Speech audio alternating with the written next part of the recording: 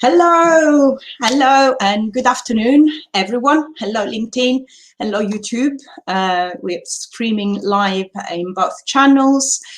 Welcome to this first LinkedIn Live of the series, Unleash Your Green Gorilla. For those of you that don't know me, I am Virginia Cinquemani. I'm the director and founder of Green Gorilla Consultants Ltd, which is a training and coaching company dedicated to sustainability professionals.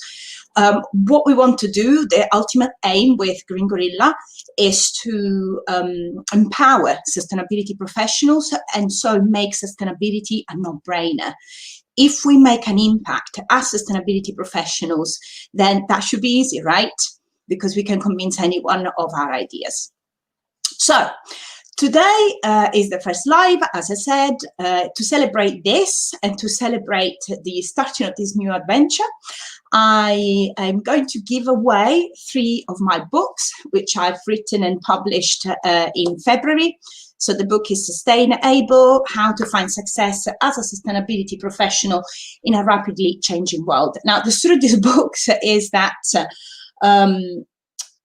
they were already dedicated to someone else. So there is an inscription there, which I've been scribbling on and doodling on. And that's because I decided that I didn't want to chuck them in the bin. So if you want one of these books, which have been scribbled on, so it's a bit special, right? Just follow me until the end of this broadcast when I'm going to tell you how to do that. Okay, so I'm just waiting for people to join for a minute or so, but I can start slowly by telling a little bit my story, perhaps, and how I reached this point. So I've been a sustainability professional for the last 15, 16 years, coming from a technical background, architecture. And throughout the years, I was employed, especially for nearly 12 years by BRE. So it was a technical role. I could see my fellow sustainability professionals being quite focused on technical knowledge. This is what BRE was doing and still do. And this is what people were interested in. So knowledge is powerful. Of course it is. You need knowledge in order to do anything, to get some traction, to have credibility in the field. Obviously, you need to have the basic tools in order to make your profession valid and and make an impact. Okay.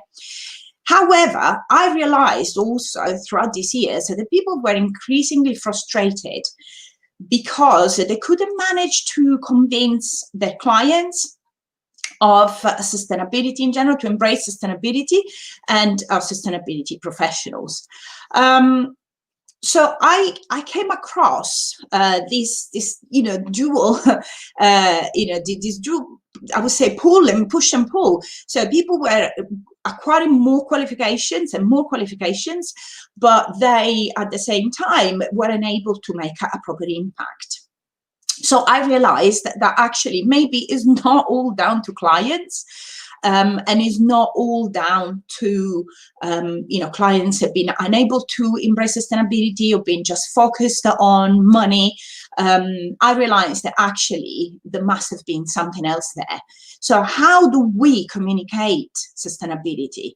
If that's that's the purpose. How do you communicate sustainability? Because if you don't do it properly, maybe that's part of the problem. Maybe that's why you're not managing to convince people of your ideas. For example, I once came across a really brilliant engineer, and this engineer had created a hybrid system to bring in the heat from the outside into the inside, so the outdoors, even when the temperatures were below 0, and in fact up to -7. His system could actually draw heat from the outdoors indoor, and that's the basic concept. Now, we sat at that time, me and my colleagues, with him for, I think, 1.5 hours, like 90 minutes. And in all this time, we couldn't understand what he was saying. Simple as that. He couldn't communicate in the most, accessible way his brilliant idea, which was very annoying for him, for us. We just couldn't understand. So you don't want to be that sort of person. You don't want to be the person that is unable to communicate sustainability because you only use jargon, for example. Now, I'm just going to pause for a second just to make sure I'm actually live. It seems like I'm live. Yeah, I haven't got any. Okay. If someone just say hello, that would be great. Okay, I'll keep on going because this is going to be recorded anyway. So what I would like to ask you is, how much time have you spent in the last 12 months developing your presentation skills, or to learn how to spin a negative situation into a positive situation? Or, oh, thank you, Antonio. Okay, some people, because you know what, I got 0 on the viewers, so there is something wrong there. Okay, all right. Thanks, guys. I know I'm live. Thanks a lot. Hello, Terry. Hello, Chantal. Thank you very much. Okay, so this is something quite weird. It's telling me there's no viewers, but you guys are online. Perfect. So, okay, so I was saying, if you want to type in the chat how much time you spend in the last 12 months to develop your so-called soft skills, meaning things that are not your technical knowledge.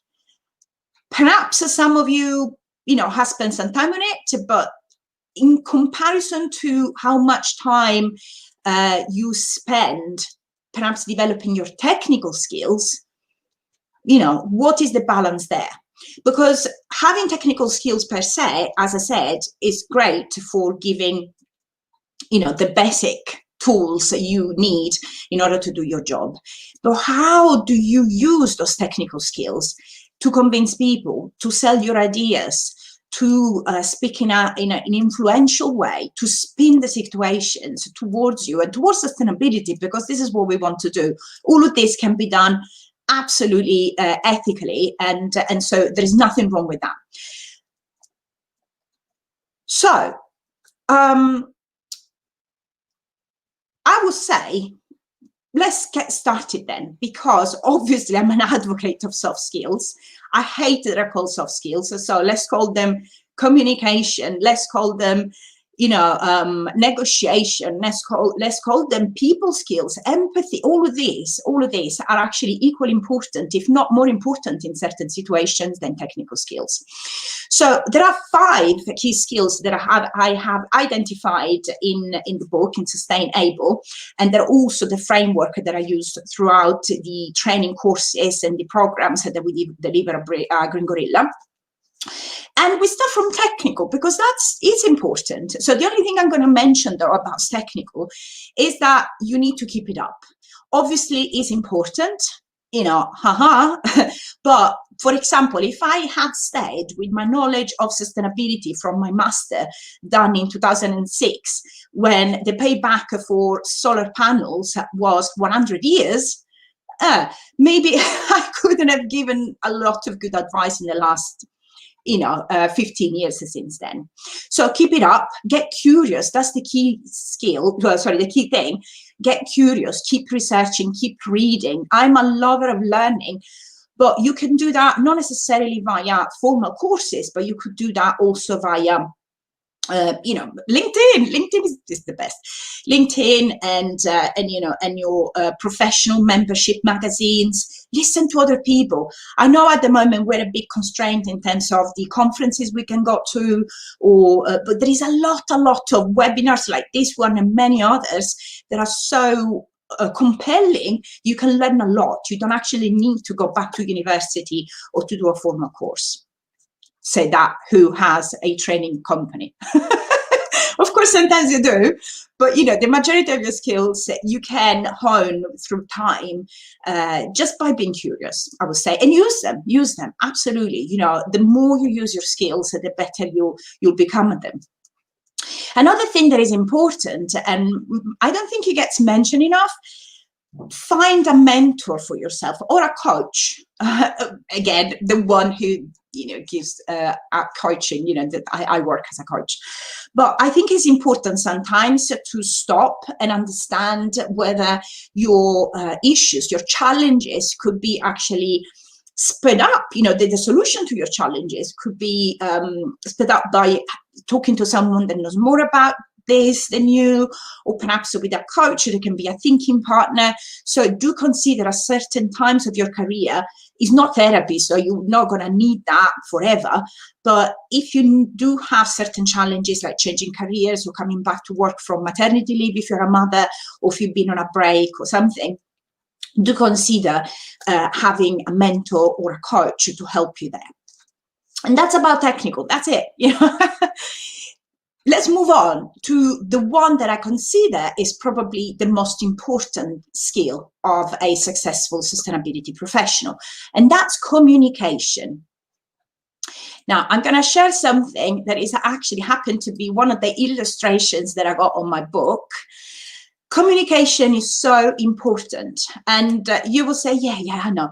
But very often we think communicating means talking, and it's not just that, for sure. Well, and there are ways and ways of talking, and talking persuasively. But I think most importantly, it's all about listening. Now, if we don't listen properly, if we don't listen attentively to our audience, well, there are several advantages to listening properly. One is that you capture more information about the project, for example, that you got on, instead of just going, like I've seen many times, in a meeting and just starting talking. Your clients often need the time to unload, needs the time to think. And the more we listen attentively and we create that environment for thinking, the more the client is going to open up, and you will understand better what their challenges are, what the needs are. So listening, meaning also asking important questions. And, let me just move on to the next year. Listening in terms of focusing, being present. In this particular illustration, you can see how each one of these characters is actually thinking a different thing. We often aren't present. We often interrupt. We only listen to reply. We don't listen to understand. And that's the most basic skill that I would say. If you want to hone one skill that is important, to do that. Try and listen more. Bottom line is you need to shut up and just ask the right questions. Ask open questions like why, how, when, etc. Especially why in a business context, to really go to the bottom of the challenges. One issue we find is that often the client is confused, and you might have seen that many times, especially if they're not sustainability professionals or they're not from the field anyway. They will be confused in terms of what they want versus what they need. They might have seen something out there that they will want to replicate, but it might not be the right solution for that particular issue. So if you are distracted during a meeting and you're thinking about, booking the restaurant or whatever else that is going on, or your emails, so you're not actually focusing on the moment, then chances are you're not going to listen attentively. You're not going to get to the bottom of the challenge of your client. Hence, the solutions that you're going to suggest are not going to be fit for purpose. Let me go back 1 second to me. Good old me. There you go. Now, another thing is, so listening, absolutely key and fundamental. It also shows respect to the person you got in front of you. That's the last thing I want to say about listening. It shows respect. It shows that you can be trusted. When I'm sure you have experienced that situation when you speak to someone and they're not listening at all. That is so bad. Like a minute ago, when I thought there was no one online, I felt disheartened. I stopped, my train of thought really went. And I've been talking about these things for 2 years. It's bad. If you don't think someone is actually listening, you get disheartened, and you don't trust, that person that is in front of you anymore. So you don't want to be that person that doesn't listen. You want to be the person that actually is there, is present, engaging with their eyes, with their body language. It's all very important to create that thinking environment, that ability to get your client to trust you and to think properly about the challenges they have. Now, the next thing, so that also, talking about communication, obviously listening is one element, but the other element is speaking. So let me share that with you. How do we speak with others? Now, do you use jargon? Do you use any of these acronyms or, or way of saying that you can see there, or definitions? Words there that people outside our sphere might not really understand. Things like cradle to cradle, global reporting, SDGs, LZC, CSR, circular economy, NOx emissions, waste manager, EMS, blah, blah, blah, blah, blah. These are all jargon. Now, guys, if you go into a meeting and you haven't really done your homework, so you don't know whether the person you got in front of you is actually knowledgeable in the field, you need to really reanalyze the language you use, because, and one way of doing that is thinking, okay, if I say any of this, would my cousin understand me? Would my friend understand me? Would my spouse understand me? Would my children understand me? And it's not that you want to patronize other people, but you need to make sure people are actually listening to you and understand what you're saying. There is no point in using jargon just to look clever. And I know we all did that at times. I've done that in my past, just, to make sure people, respect me for my position or whatever that was. But it doesn't really land. It doesn't, the message doesn't arrive to the right place. So, for example, you must, if you Google or you put on YouTube, powerful communicators, then I'm sure Steve Jobs will come up. And I know it's a bit cliche because we know Steve Jobs was a great communicator, but the guy was technical. He didn't start as a great communicator. And yet, with time, he learned to communicate simply to his audience, who was also quite technical generally, but it was also the general public. So you never know who you're going to speak to, especially when you speak, say, at a webinar or in front of lots of people. You really don't know who are the main. Sometimes you do, and sometimes you don't. So you just need to do a little bit of research beforehand and choose the right language for that research. For that particular speech or webinar. Last year, I've done some programs with schools, and I tell you, talking about climate change and waste management with 5, 6, and 7 years old is terrible. It's like I had to unlearn everything that I learned in my, in my career, because I knew the children wouldn't be able to understand any of these. Plus, if I say climate change to a child, it might, well, maybe some of them now know, but the little ones surely don't know. So it's just a matter of understanding who you got in front of you and understanding your audience. And that means understanding who they are, what's important to them. That's the other key thing. What is important to your audience? Why are they there? What do you want to achieve? So that's the other thing. We often go into meetings without a real agenda. And so we just come with a little bit of a pitch in our head, which is pre-done, it's done in advance, and we don't really focus on our audience. So really important to understand why they should be there, why they should be focusing on you, and what you want to achieve with them. Shun said, if you can't explain it simply, you don't understand it well enough. Absolutely. I love that. It's very true. It's very true. Sometimes we hide behind this jargon because we don't want to look stupid, and maybe we don't know full enough our what we're talking about. Okay, another important thing is using a body language and a tone of voice that is in line with your content. And by that means, I give you a very quick example. So if you are at a funeral and you are doing a eulogy for the person that passed away, but you jump up and down the stage and you're dressed in red and green, that is completely at odds with the message, unless, you know, the message was a happy one and, you know, it was a completely different type of eulogy, okay? But generally, if it's a somber occasion, you don't act like you're happy, okay? I'm not saying, so this is an exaggeration, but even in meetings, sometimes you see people that have a very low, very monotone tone of voice, and that sends people to sleep.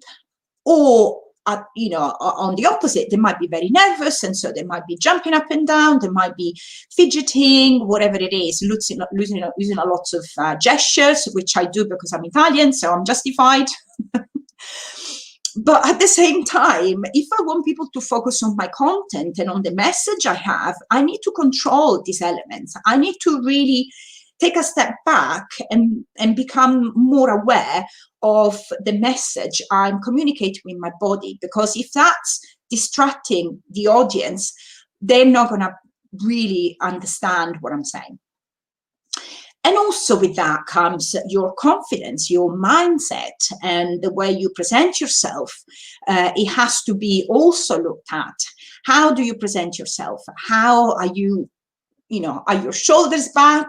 Are you smiling? Are you, so think about the way you present yourself and the sort of message you want to communicate, a power message, a confident message, etc., and see how you can adjust and how you can learn to become more confident, to become more assertive.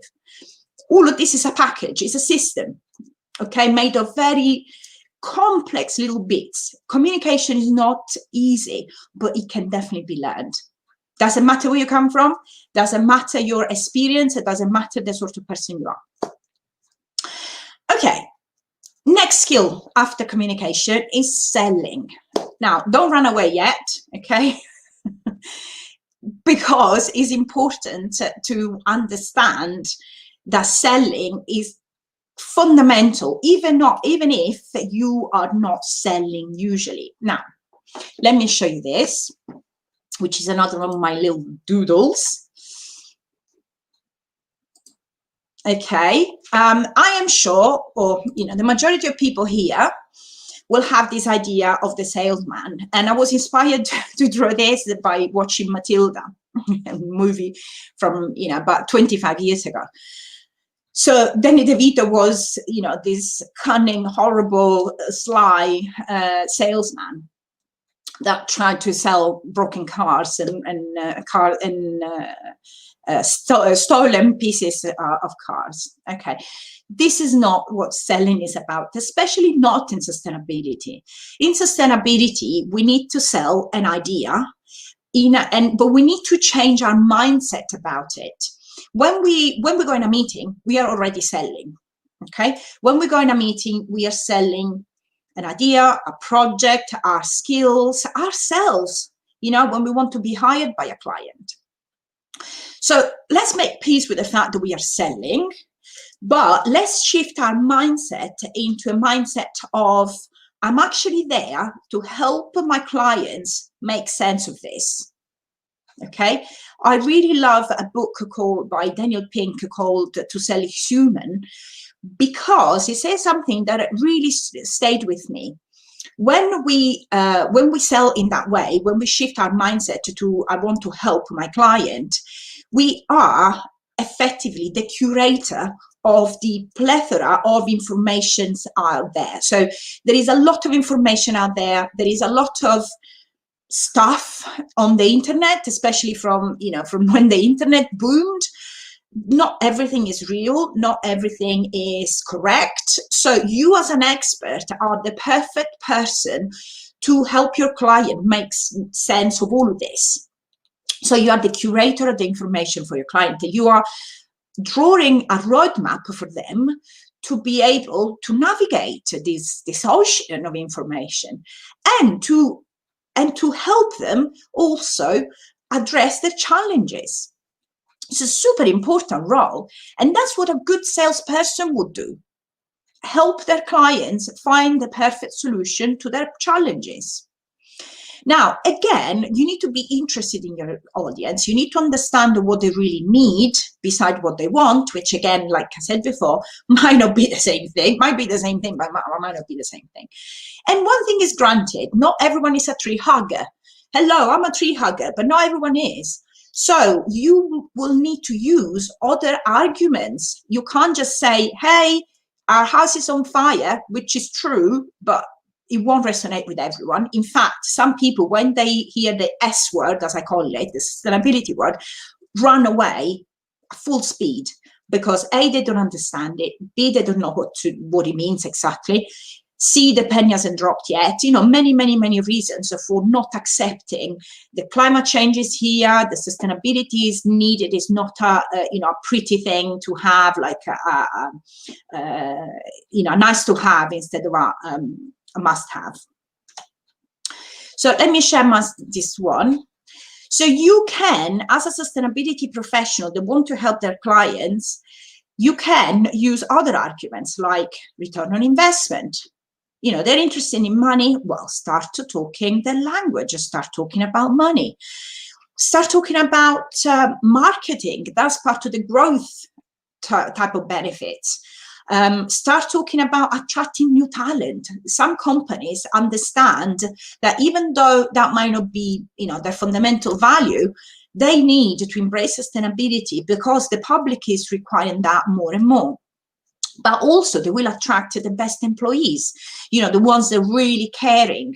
So that's part of their strategy.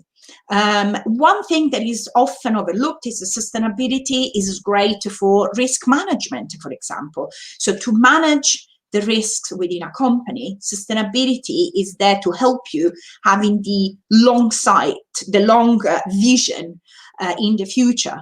So the way I sell it to my client is, okay, sustainability is great because it's going to make your company resilient. It's going to make your company go through all these jumps up and down, roller coasters of the last few years in terms of economy. And it really protects you. And it's a synonym of quality.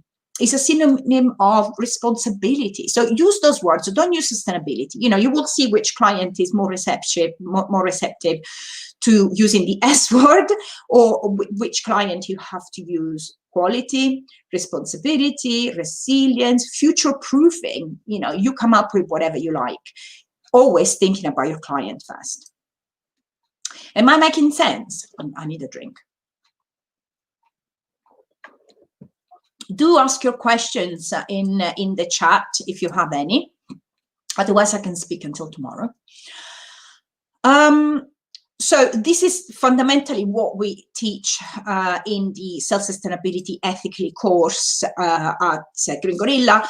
We teach people how to interpret other people, how to understand what sort of personalities they have so they can start speaking the same language. And so, just throwing it out there. Now, the good thing there is that if you talk money, like your client, then you're going to kill two birds with one stone. So you're going to go ahead and do your mission of saving the world and promoting sustainability. And you're going to help your client with their own agenda, which is none of your concerns in a way. You're not there as a preacher to convince them to, maybe you want to do that, and that's another thing. Maybe this is your job, but if that's not your job, then go ahead and speak their language, and you will see with time, they're going to convert to sustainability because they will see the advantages, and they will go through, they will dispel all the myth around sustainability is expensive, sustainability is only for, people who are rich or whatever else. Okay, totally. Yes, great. Okay, so Another thing is sustainability is the new normal. The more we sustainability professionals think along those lines, this is the reality, this is it, this is what we need to do. I hate this new normal of COVID. It's not normal at all, but sustainability, and it's not sustainable. That's the thing. COVID is not sustainable because staying at home, not seeing your friends, using masks everywhere, every time, not sustainable. But a sustainable future where things really make sense and there is a long vision and there is respect to the planet and there is respect to the people and you know, economy is enlightened by these elements, that is sustainable. So that's the new normal, hopefully. Okay, next skill after selling is resilience. Now, from selling, you know how salespeople get a lot of rejections. Normal, that's part of life. But the thing is, salespeople know they can jump back from the setbacks. So I'm not saying, obviously, that once you are armed with all these skills, you have a magic wand and everything is going to turn to gold, because that's not the reality. You're going to have setbacks. We have setbacks every day. The period is what it is at the moment, you know, the time or history, but also normal times. Clients are often, you know, quite deaf to our words. Okay, so you can hone your skills and have more success, but there will always be that statistically 5% of people, they can't be convinced because they're just too stubborn or whatever else. Okay, so, but how do you jump back from setbacks? Now, there are certain, you know, certain techniques, but the one that I found really helpful is understanding whether something is pervasive, so it's going to be now and forever, is universal, so it affects me as well as everyone else in the world, and whether it's personal. Is it because of me or because of an external factor? So if it's pervasive, which is going to be forever, that's rare. You know, if you answer no to that, okay, maybe today I had a setback, maybe today my meeting didn't go so well, but I'm sure I can improve and next time is going to be better. That's a more helpful response. Is it universal? Well, at the moment, yes, probably the whole world is in standstill, more or less. You know, we're working a little bit, but not at full speed. Okay, but that's an exception. Usually if it's a meeting that has gone no well, it's not that every meeting doesn't go well, okay? And the third, is it personal? So is it down to me? Sometimes it is down to me. Sometimes I have a bad day. Sometimes I'm not on the ball. Other times it's because my client was tired. He had bad news. You know, he's going through a rough patch in his life, or whatever it is. You know, it's not necessarily all about you. So if you manage to answer no to these three questions, then you are on a very good road to become resilient.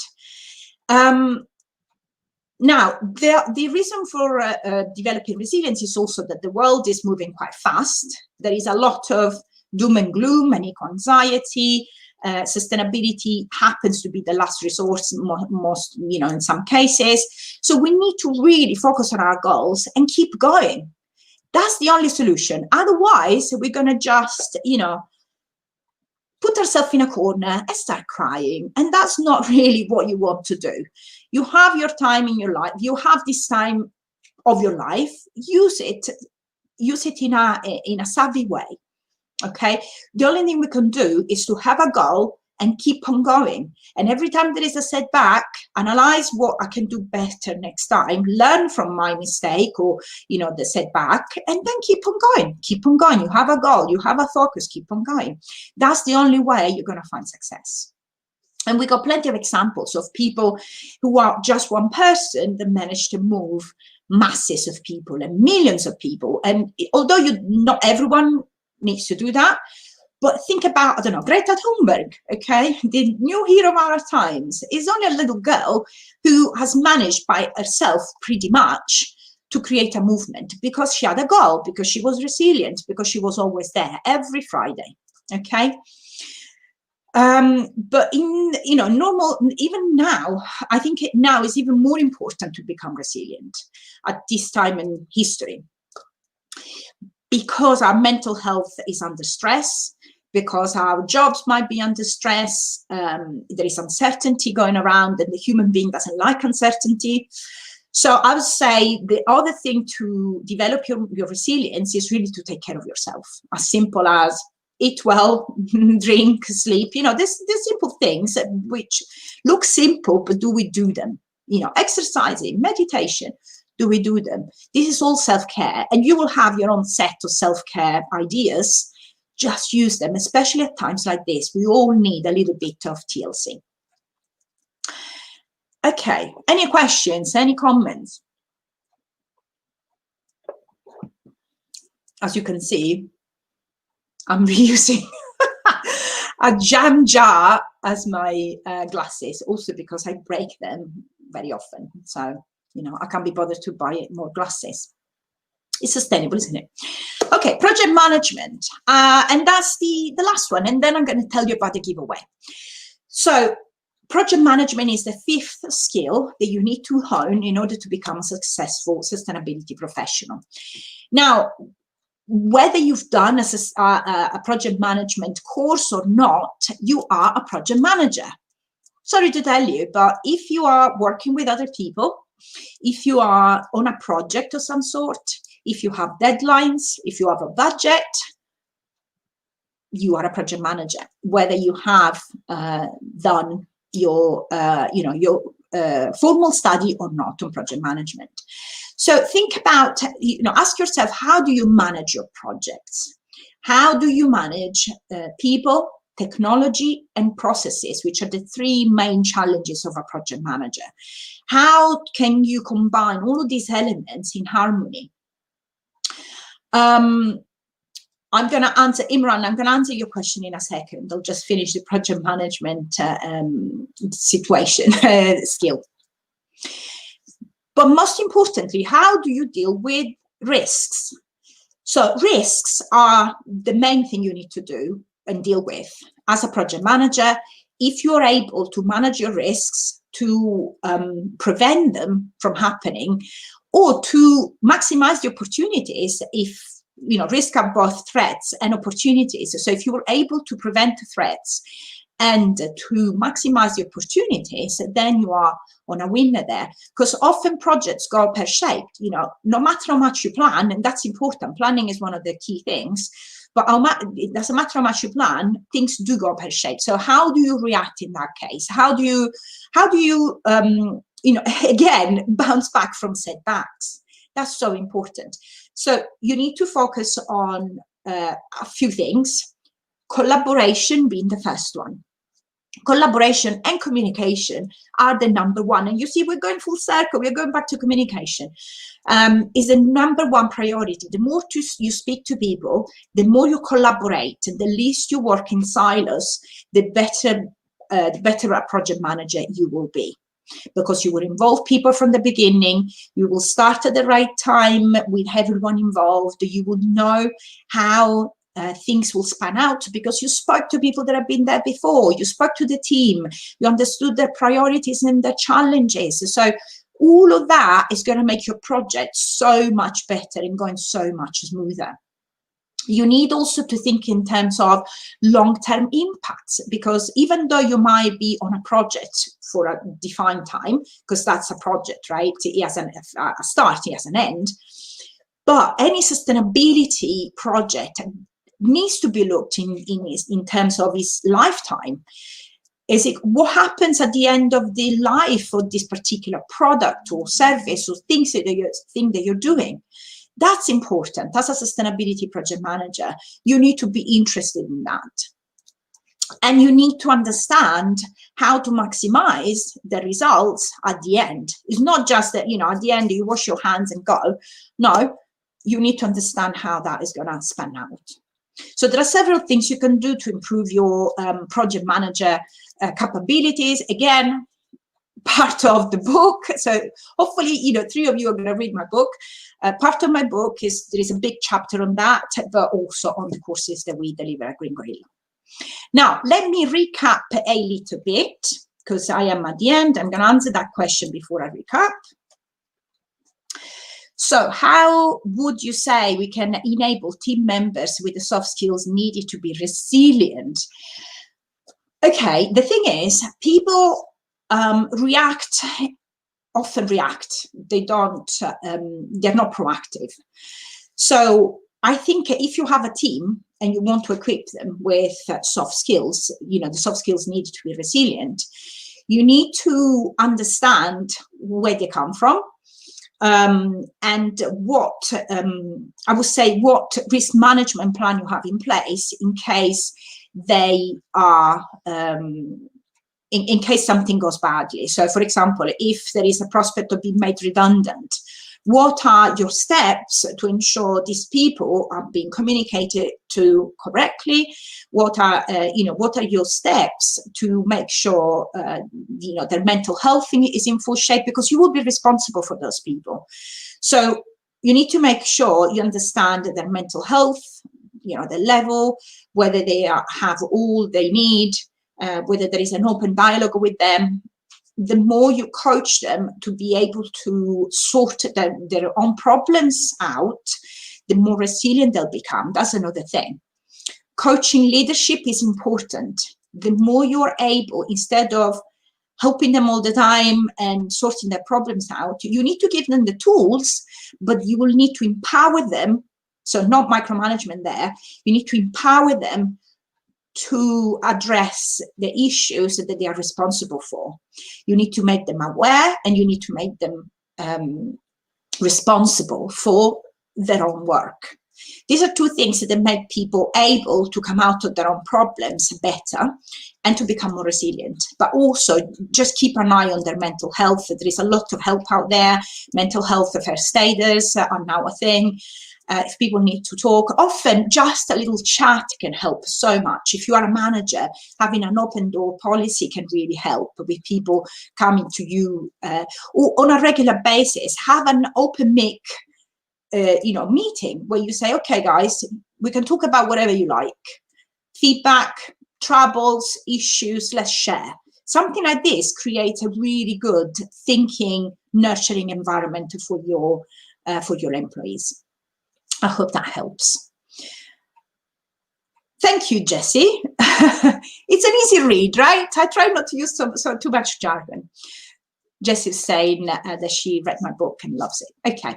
Very hard to get company to commit to sustainability when they're busy doing business recovery services, even though you know there is a right way to go. How do you get such companies to listen to you?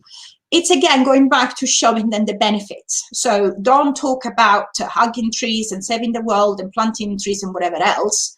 You need to focus on the benefits they are interested in. So if at the moment they're all in recovery mind, sustainability might not be the immediate thing that can help them. That's the other thing. How do I put it without shooting myself in the foot? When you are in recovery mode, when you are, full speed to try not to go below, then you have to just focus your energies on saving your company. But if there is a little, opportunity to work with these people for the future of the company, so having like a medium to long-term plan, because sustainability does work in the short term, but at the moment people are obviously preoccupied with just saving, the bottom sides. So I think when you have that opportunity to speak to them about the benefits, and and there are plenty of benefits. There is a long list, for example, from, as I showed before, from risk management to return on investment to growth, attracting talent, enhancing reputation, selling quickly, selling at a premium, blah blah blah. There are so many benefits you can use as an argument to do with these people.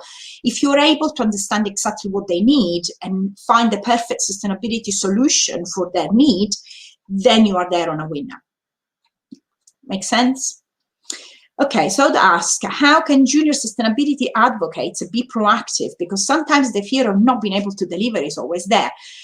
Oh man, imposter syndrome is there for anyone. I think the statistics said some 70% of people actually suffer from imposter syndrome. That's a lot of people. rumor said even Albert Einstein was suffering from imposter syndrome. But of course, when you're new to the sector, when you're new to the job, that is harder because you don't know what you don't know, and you know less than others, etc. What I always say to junior people is you bring a completely fresh pair of eyes that people that have been in the sector or in your company for years that don't have. So it's very important, your opinion, because you're fresh, you're new, you've got new ideas, you are in touch with new technologies and new ways of thinking that old people don't have. So actually value the fact that you're new, because you got the energy and you got the passion. I'm sure you do have the passion. There is a lot more than all these stuffy, middle-aged people. They have, lost a little bit of faith. So I think a point on your passion, your insight, your experience is always valuable. It's always valuable, even if it's less than others. Is always valuable. And if you want to acquire more experience, think about volunteering, for example, and using some spare time in increasing your skills, or honing the skills, especially things like becoming more assertive and confident and speaking to public, in public speaking and that sort of thing. These are all skills that can be acquired and they can be honed. Okay, brilliant. I think I've answered all the questions that I can see here in the chat. So let me just share this last image, which puts together the 5 skills. So, we're sort of going full circle. Technical at the center, because as we said, is the basic tools that you need to, are the basic tools that you need to carry out your work. Communication, selling, resilience, and project management. So you can find them all here and in our courses in more details with exercises, etc. But you don't need to buy the book, you don't need to buy the courses, because I'll be here hopefully sharing a little bit of this every week with guests, without guests, by myself. So hopefully you're going to learn something when in the time we spend together. Okay, so the giveaway. Ooh, okay, giveaway. I want to give away these 3 books.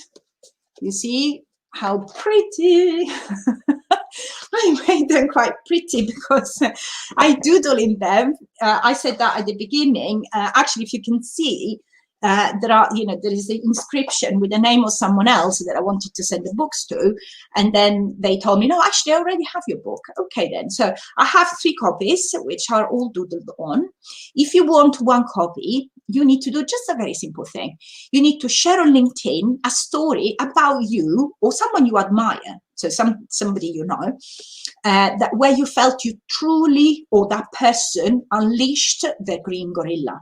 So when, a powerful moment, you don't have to brag, but it's important to share the good times as well as the bad times. Okay, a time when, for example, communication or selling or being resilient or managing your project effectively really worked for you or for that person, and perhaps you learned a lesson. So if that didn't happen, okay, we can share also, a bad episode, but it's important to understand the lesson in things, that don't go so well. So do that. Share in a post and then tag me, Virginia Cinquemani, and please use the hashtag Unleash Your Green Gorilla. And then I'm going to read them all, and out of those that will do that, I will choose 3 winners. Please do that before Monday, so during the weekend I can have a look. So I repeat, you just need to share a post on LinkedIn where you share a story about you or someone you admire, where you felt you truly unleashed your green gorilla via communication or selling or being resilient or managing your project effectively, something that really worked for you or something that didn't work for you, and perhaps you learned a lesson. Is that clear? Can the story be about one of my projects? Absolutely, yes. Something personal. It doesn't have to be something, anything. It can be also. Well, it preferably should be about sustainability, but if it's not about sustainability, it can be about communication, it could be about selling, it could be about being resilient, or again, managing a project. So it could be anything, really. I will choose the 3 best answers there. And I'm going to nominate a winner on Monday, if that's okay. Okay, guys, I think this is it. Thank you so much for joining me this afternoon. It's been 50 minutes of live, and hopefully I will see you next time. And remember to unleash your green gorilla. Bye.